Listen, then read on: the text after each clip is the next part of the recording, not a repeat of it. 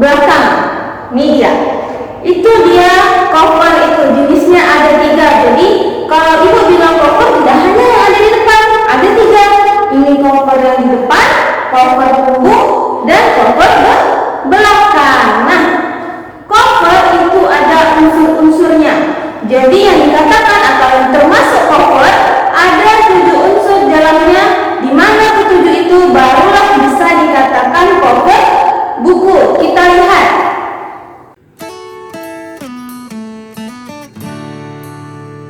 Nah, coba anak ibu lihat yang bagian bawah, di situ ada contoh bukunya, yaitu cover